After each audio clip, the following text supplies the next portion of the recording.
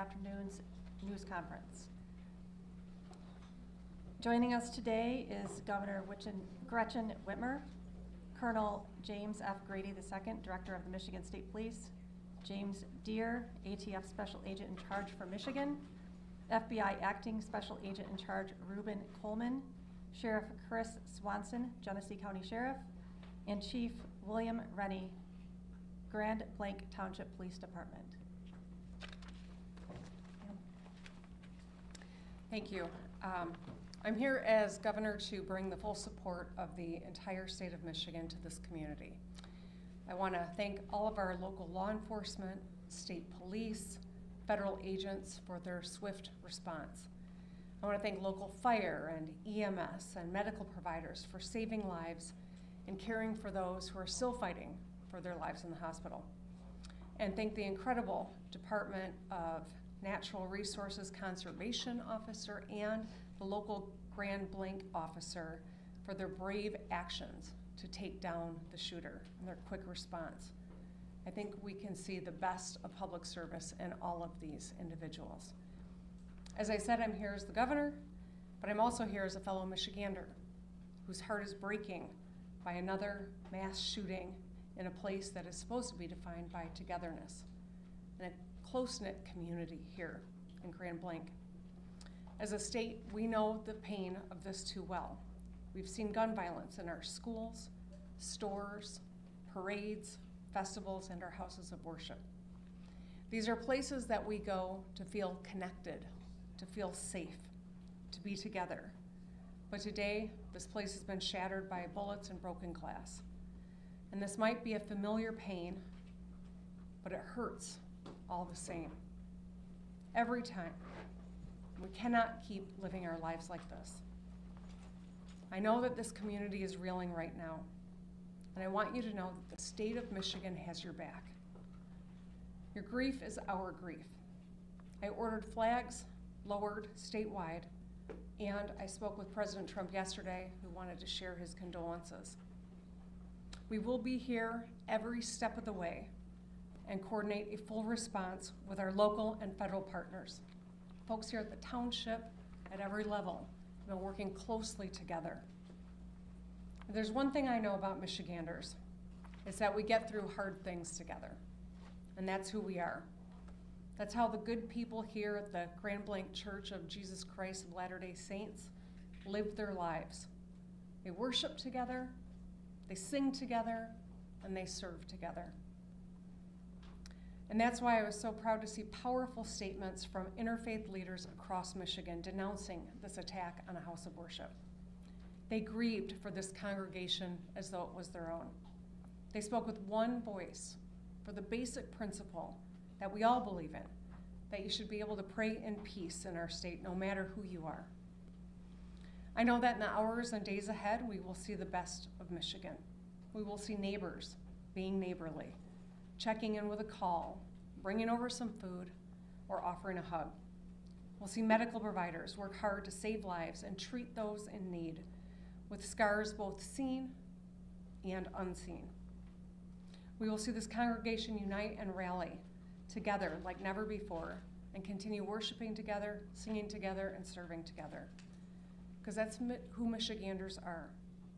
We will stay in close contact and continue to work together.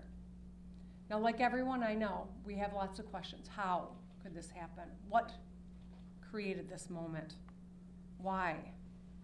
And that's motivated by a genuine motivation to understand, to learn, to prevent in the future. But I want to caution everyone.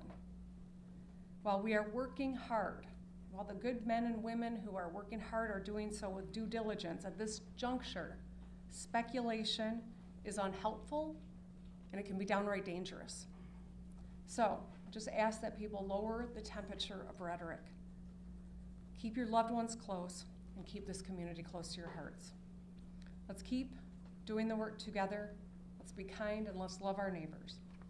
Thank you, and now I'd like to introduce the head of the Michigan State Police, Colonel James Grady. Thank you, Governor, and good afternoon. This community has been greatly impacted by yesterday's events. We are offering our deepest condolences to those affected by this tragedy. This horrific event is something that this community has never experienced. It is important at this time that we come together to support one another in this time of grief. We stand ready and willing to assist both our local and federal partners with any additional needs as this investigation continues.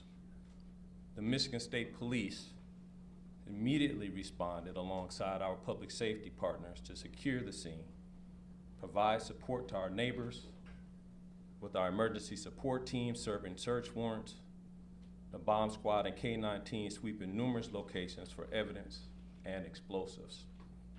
Additionally, our forensic science laboratories and our special investigation section continue to investigate the officer-involved shooting and work alongside our federal and local partners. I'd like to take a moment for everybody to remember that last year we put together an initiative called Stop a Plot. While we are committed to keeping our community safe, we also need your help. Again, it takes everybody. 53% of mass attacks leave a trail of clues leading up to them. And 2/3 of mass attackers elicited behavior that caused concerns. So we are asking our communities to stay vigilant, and if you see something suspicious, please contact local law enforcement or 911 immediately. We will keep the family in our prayers here at MSP as they continue to cover and we work together. Thank you for your time. Next up, we will have from the thank you. We will have ATS Special Agent in Charge for Michigan, James Deere. Good afternoon. My name is Jim Deere with ATF. I'm the Special Agent in Charge for ATF Michigan. On behalf of the men and women of ATF, I offer my deepest sympathy and condolences to this community and to the families affected by this tragedy, this horrific act of violence. There is no place in our society for this. There's absolutely no place. But it's become all too common, and as we know, we have become more and more desensitized. This community is hurting, and we are here to help them heal. As part of that healing process, ATF has brought in their national response team. This is a cadre of world-renowned investigators for arson and explosive incidents. They have been used all over the world, and they come from places as far as California, Hawaii, and they're here in Michigan now. They arrived last night, they've briefed, they're examining the scene, and that is what they're doing at this point. From ATF's perspective, I would encourage the community not to travel by the church. Those roads have been blocked off and access is controlled. While that might be a little disheveling for folks, we need that scene security for our investigators as they dig out this scene. So with that in mind, that's our ask for the community. We are also looking at the improvised explosive devices that were recovered during this investigation and looking towards that end as well. I need to introduce the acting Special Agent in Charge for the FBI of Detroit, Michigan, Ruben Coleman.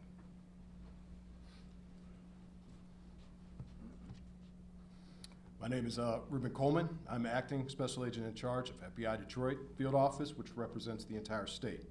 At this time, we wanted to provide an update on our investigative efforts regarding yesterday's tragic shooting at the Church of Jesus Christ of Latter-day Saints in Grand Blanc, Michigan. First, I want to express my gratitude for all the cross-agency collaboration between our federal, state, and local partners. Their support has been outstanding and critical to this investigation. We are in lockstep with our partners as we continue to work through this. As I mentioned yesterday, the FBI is investigating this as an act of targeted violence, and we are continuing to work to determine a motive. In the past 24 hours, our investigative squads and specialty teams have been out all night, exhausting leads, some of which have been coming in from the public via tips.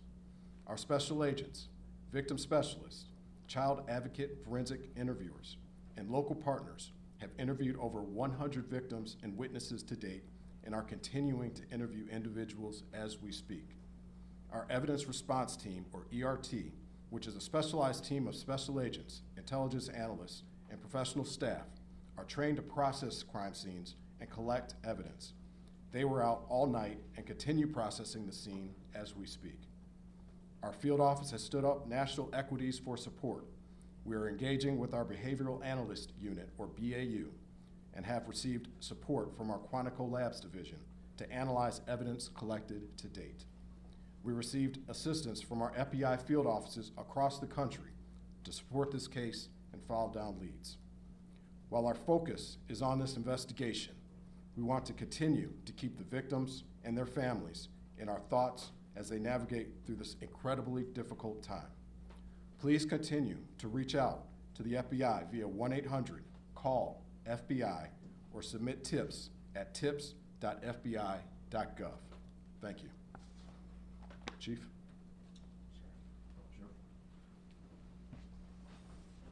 You prepare in peace to perform in chaos. I saw it live. I saw what you trained for, what you planned for, and then reality hit yesterday morning on a bright sunny day when people went to worship.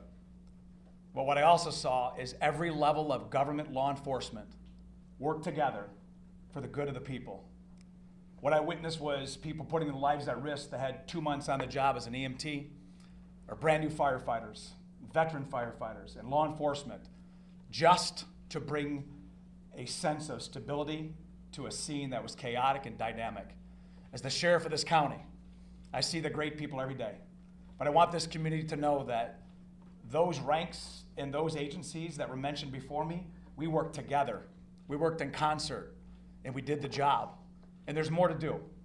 I will tell you, the sheriff's office dedicated every county sheriff medic that we had available, patrol, investigators, we did interviews, emergency management, whatever the task was needed. The sheriff's office worked with everybody that you heard and many that you don't know to bring justice and also order to this scene. But I will tell you, the days are continuing.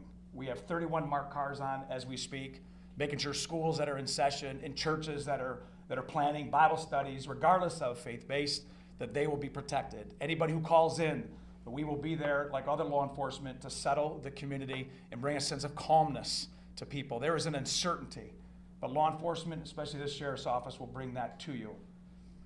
I will tell you that there are noble heroes who do not wear a uniform that went to that church yesterday. You're going to hear their stories as we lay out this case with law enforcement, but I will tell you this, those heroes from that church did their job. And it was led because of a police department. So law enforcement from this township is led by a chief who demonstrated leadership right out of the gate.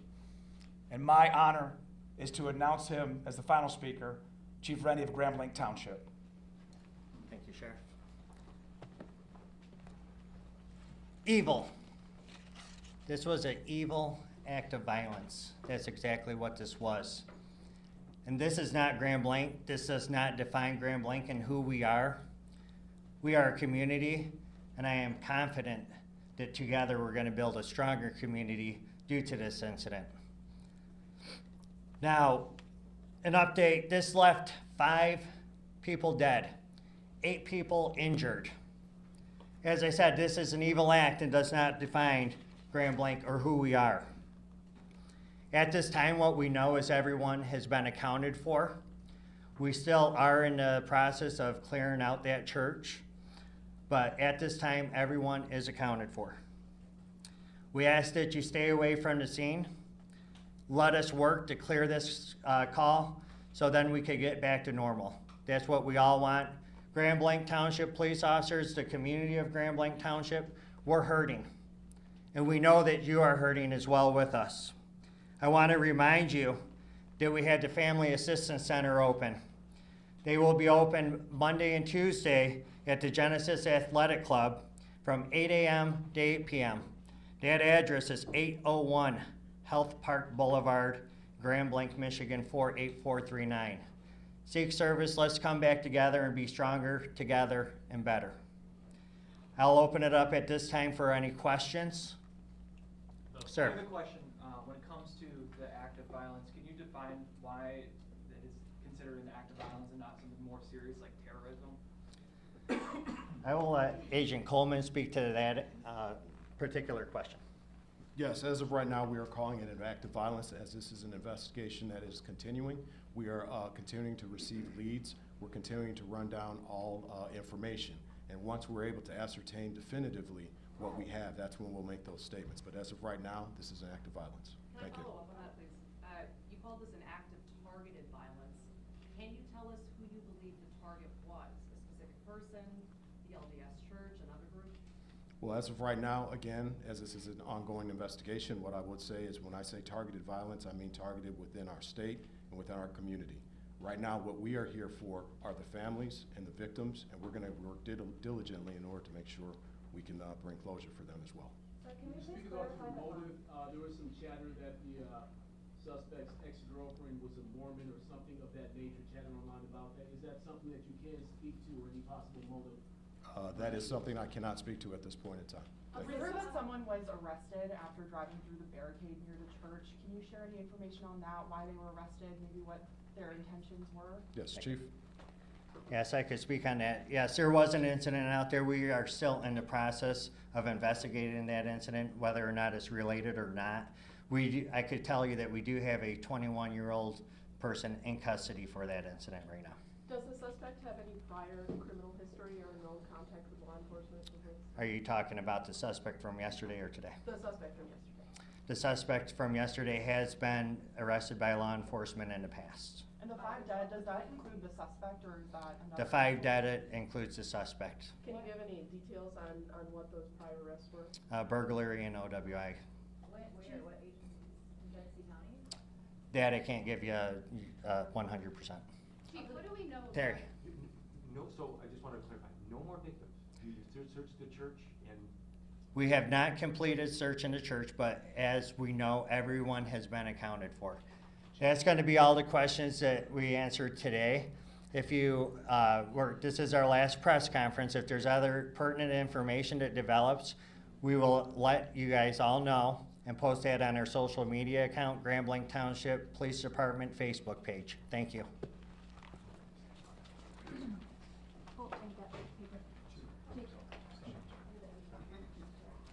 Sorry.